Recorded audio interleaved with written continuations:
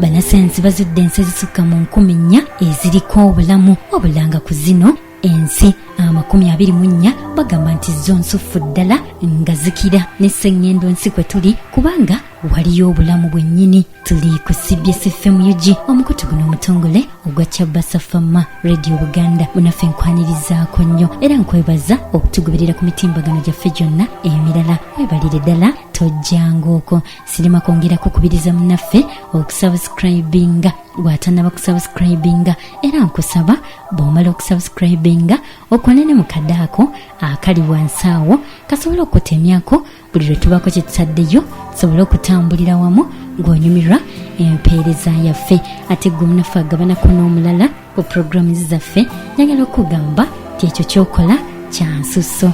Webalire ddala tojjangooko.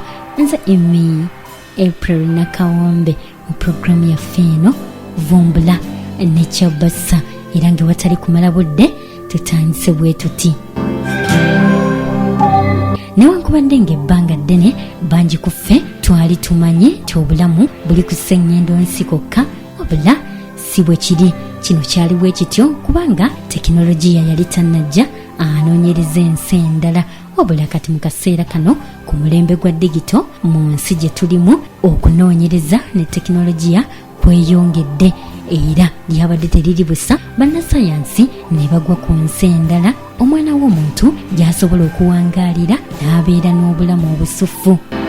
Newankubadde ng'ensi ze baazudde eziriko obulamu mpitirivu obungi essira tugenda kulissa ku nsi emu gye baagambye nti eriko obulamu obusinga n'obuli wano era ng'ensi eno bw'ogituukamu mu matabuta era ensi eno si ndala wabula ye Kepler 2022b oba Kepler 22b. Ensi eno eyogerwako etuumiddwa erinnya Kepler ebaddewo obuwumbi n'obuwumbi bw'emyaka.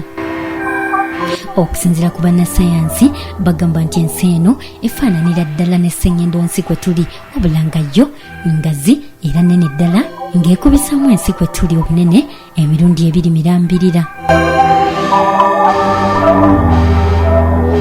Ekyewuunyisa ku nsi eno oba ekinyuma ku nsi eno yo teri kuyisa budde kubanga obudde bwayo budduka mbiro okusinga obw'ensi eno kwe tuli kubanga omwaka gumu ku Kepler 22b oba Ssengendo eyo gwenkanankana n'ennaku 29 ez'oku nsi. Kino nno kitegeeza nti eri obudde budduka nnyo okusinga wano oba Kepler etuli mu maaso ffe ab'oku nsi egyo nno gibaamu emyezi 9. Kino nno kiba kitegeeza nti ku Kepler 22b mu myezi 9 omwaka guba guweddeko nga mukwata mwaka mulala. Okusinziira ku bannassayansi Kepler eno oba Ssengendo eno Kepler 22b eriyo amazzi oba eriyo zissemayanja. Jjukira nti okusinziira ku bannassayansi oba okusinziira ku byafaayo by'ensi omwana w'omuntu omukka ogw'obulamu ogusinga gwassa guva ku zissemayanja oba guva mu zissemayanja. Kaakati ku Kepler waba waliyo zissemayanja kiba kitegeeza nti waliyo ddala omukka ogw'obulamu ogumala.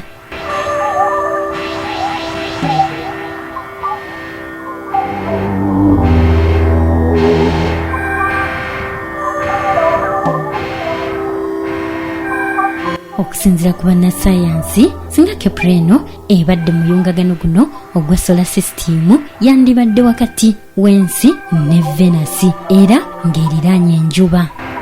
Bagamba nti ebbuguma eririyo kumpi lyenkanankanira ddala neriri wano ku Ssengendo nsi we tuli. Kale ng'ekyo kiwa omwana w'omuntu enkizo okuwangaalirayo nga tafunye buzibu. Bagamba nti ebimera bisobola okumererayo, ebiwuka n'ebisolo byonna bisobola okubeerayo nga biramu bulungi.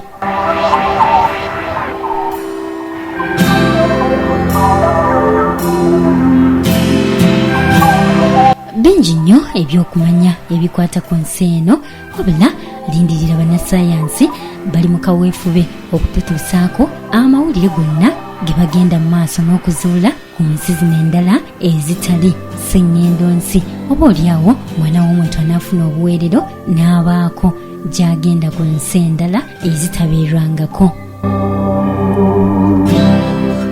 akaseera kano ngenda kuba nkuwaako ne kumanya g'ensi endala bannasayansi zebagamba ti nazo ziriko obulamu era ng'omwana w'omuntu asobolera ddala bulungi okuwangaalirayo. Mu zino mulimu T-Garden B, T-Garden C, TOI 7D. Ng'eno okwawukanako ne Ssengendo nsi waliyo ennaku 37, TOI 7E erina ennaku 38, era ng'ensi zino oba Ssengendo zino ezimu nnene bwaguuga okusinga Ssengendo nsi kwe tuli, wabulanga n'endala Ssengendo nsi ezisinga obunene ate ezimu zenkanira ddala ne Ssengendo nsi obunene, era nga bannasayansi bagamba ti ku zi Ssengendo zino eriyo amazzi nga waliyo n'ebitonde ebimu ebiwangaalirayo, gamba ng'eby'omu mazzi pozi n'ebisolo.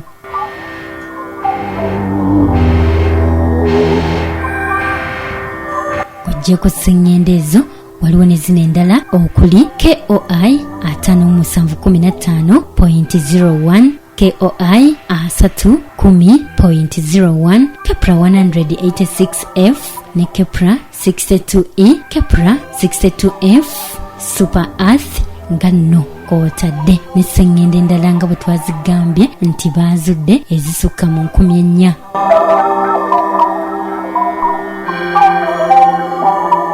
Munaffe bingi ddala abakugu oba bannasayansi bye bakyagenda mu maaso n'okunoonyereza. Naffe wano mu puroguramu yaffe Vumbula ne Kyabassa tweyama nti tujja kuba tugenda mu maaso n'okutuusaako byonna ebivumbuddwa mu sayansi ne tekinologiya.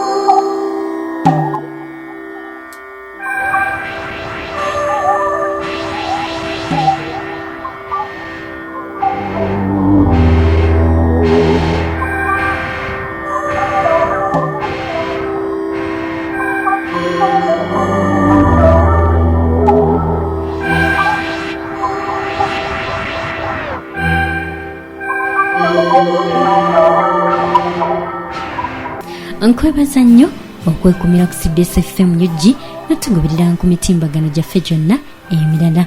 Weebalire ddala tojjangooko. Nze Emi April Nakawombe. 88.8 CBS FM.